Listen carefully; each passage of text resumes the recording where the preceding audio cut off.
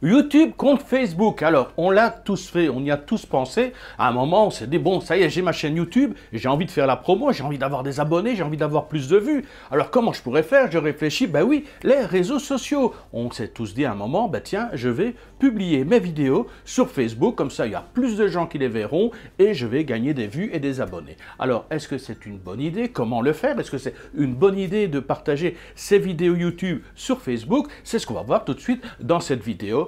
Maintenant, alors à la base, une chose à savoir, c'est qu'en règle générale, à une ou deux exceptions près, en règle générale, les réseaux sociaux n'apprécient pas du tout lorsque vous envoyez des gens ou vous tentez d'envoyer des gens vers une autre plateforme. Donc, si vous êtes sur Facebook et vous tentez d'envoyer les gens vers YouTube, Facebook, il ne va pas aimer du tout. C'est la même chose pour YouTube. YouTube n'apprécie pas lorsque vous mettez des liens dans la description qui envoient les gens à gauche, à droite, mais ailleurs que YouTube. Ils n'apprécient pas trop et à la rigueur, ils peuvent vous ralentir un petit peu la mise en avant de votre vidéo. Alors, est-ce que c'est intéressant de publier ces vidéos YouTube sur Facebook? Vous l'avez déjà compris, non, ce n'est pas intéressant, c'est même dangereux. Je vais vous expliquer tout de suite après comment vous pouvez faire si vraiment vous avez envie de partager. Alors, Facebook est divisé quand même en trois parties, grosso modo. Vous avez soit un profil personnel, soit vous avez aussi l'option de créer une page, ou alors l'option d'aller dans des groupes. Alors, pour la partie profil personnel, je déconseille fortement de publier vos vidéos, à quelques exceptions près. Pourquoi? Votre profil personnel, c'est réservé pour votre famille, pour vos cousins, pour vos amis proches. Voilà, c'est un cercle d'amis restreint. Alors, si vous commencez à publier une ou deux vidéos YouTube en disant « s'il vous plaît, allez vous abonner », qu'est-ce que vos amis, vos familles et vos proches vont faire? Ils vont aller sur YouTube et ils vont s'abonner. C'est un très mauvais service qu'ils vous rendent. Donc, évitez ce genre de choses. Pourquoi? Je vous explique ça en 2-3 mots. Les gens, votre famille, vos cousins, vos amis vont sur votre chaîne YouTube et pour vous faire plaisir, ils s'abonnent. Donc, hop, le petit clic là, je m'abonne. YouTube, il se dit, waouh, magnifique, là, j'ai 25 ou 30 nouveaux abonnés sur cette chaîne.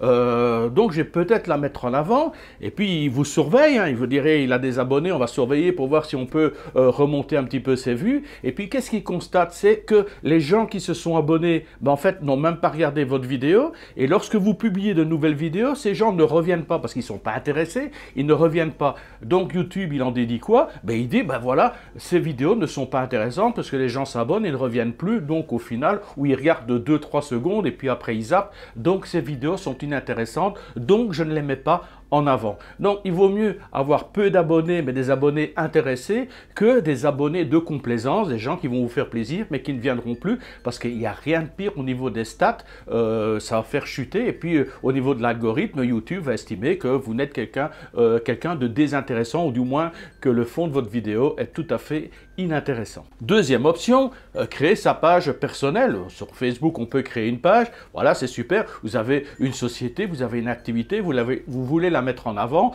donc vous créez votre page personnelle sur laquelle vous allez mettre des éléments, vous mettez des photos, vous mettez des textes, des petites affichettes pour faire de la promo, donc ça peut être relativement efficace et à ce moment-là, dès que c'est du contenu original, mais Facebook va mettre en avant votre page dès qu'il aura l'occasion et qu'il trouvera des personnes à qui votre contenu correspond. Je l'ai fait, j'ai fait l'expérience, je mettais des photos, des petites annonces, des petits articles vraiment originaux sur ma page Facebook que j'avais fait à l'époque sur l'expatriation en Thaïlande et j'ai vu sur les statistiques des 20 000, 30 000 mises en avant, je disais génial. Et puis j'ai commencé à partager mes vidéos YouTube et de 20 000 ou 30 000 mises en avant, je suis tombé à 200 mises en avant. Donc Facebook, toujours le même principe, il n'a pas envie que vous envoyez vos gens vers YouTube ou ailleurs, donc qu'est-ce qu'il fait? Il évite de mettre votre page en avant, il la cache, il la camoufle gentiment, il ne la bloque pas, mais il ne la met pas en avant, donc pas une très bonne idée de partager du contenu YouTube ou d'autres plateformes. Il faut mettre du contenu original sur votre page. Alors, la troisième possibilité, ce sont les groupes. C'est une des astuces que nombreux YouTubeurs emploient en disant, voilà, je vais trouver un groupe. Je l'ai fait, par exemple, pour la Thaïlande. Il y avait plein de groupes sur la Thaïlande. Donc, j'ai regardé les groupes où il y avait 5 000, 10 000, 15 000, 20 000 abonnés. Donc, je me suis dit, je vais publier là-dessus, partager mes vidéos. Vous avez, par exemple, 20 000 abonnés, mais sur les 20 000 abonnés, vous n'avez pas spécialement 20 000 personnes qui viennent régulièrement sur le groupe. Donc, déjà, le nombre est restreint. Ensuite, lorsque vous avez votre publication, il y en a une autre qui arrive, puis une autre, et votre publication, elle descend, elle descend, elle descend. Ça veut dire qu'au final, vous avez quelques dizaines de personnes qui ont eu le temps de voir votre vignette et peut-être qui n'ont même pas cliqué dessus. Autre désintérêt des groupes YouTube, des groupes Facebook, pardon, c'est qu'il y a des gens qui vont là, qui vous pourrissent la vie. Ceux qui ont déjà participé à des groupes savent ce que c'est vous participez, vous répondez, vous publiez, et puis il y a toujours bien des imbéciles qui viennent derrière et qui viennent vous pourrir la vie, qui viennent vous insulter, vous provoquer, et vous perdez énormément de temps à modérer, à répondre. Alors pire encore, ça c'est un petit cas à part, j'ai vu qu'il y a des groupes YouTube qui existent sur Facebook. Donc ils disent voilà, vous avez une chaîne YouTube, venez faire la promotion de votre chaîne YouTube dans nos groupes. Évitez ce genre de choses parce que je le vois à chaque fois, c'est tu t'abonnes à ma chaîne, je m'abonne à ta chaîne. Voilà, c'est ça un peu le principe.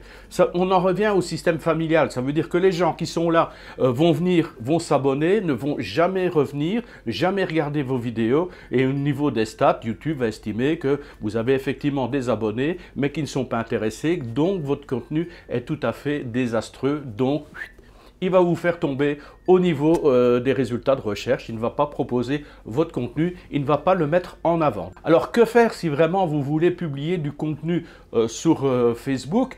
Je peux comprendre, hein, vous avez certains thèmes, vous avez envie de le faire connaître parce que ça peut être intéressant comme retour pour par exemple votre activité ou service que vous proposez.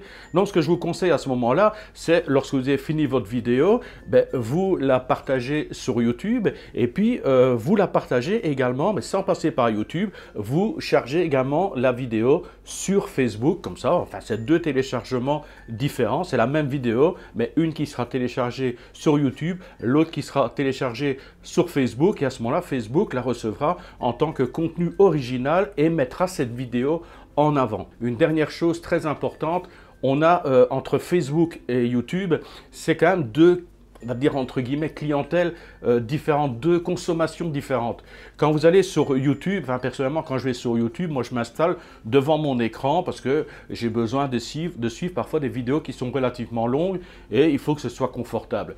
Maintenant, si j'ai envie de consommer de l'Internet, non pas pour apprendre, mais plutôt pour voilà, consommer, simplement consommer, c'est vrai que des plateformes comme Instagram, TikTok, Twitter, Facebook, où vous regardez sur votre téléphone et vous faites défiler, vous regardez des photos, vous regardez des petits extraits qui doivent durer quelques secondes, vous n'êtes pas intéressé par des vidéos de longue durée, donc c'est pas du tout le même genre de clientèle, c'est pas du tout le même genre de vidéo que vous allez publier. Donc une vidéo que vous mettez sur YouTube, vous allez peut-être la modifier pour la mettre sur Facebook, et surtout pour les autres réseaux sociaux autres que YouTube, pensez aux sous-titres. Je vous donne un chiffre, 80% des gens qui regardent des vidéos sur Facebook ou Instagram regardent les vidéos avec les sous-titres. S'il n'y a pas de sous-titres, ils zappent. Je pense qu'on a fait le tour, mais très bientôt, des nouvelles vidéos où je vais vraiment vous expliquer comment mettre en avant vos vidéos, comment gagner des vues, comment gagner des abonnés. J'espère ne pas avoir été trop long. Je vous dis à très bientôt pour une autre vidéo.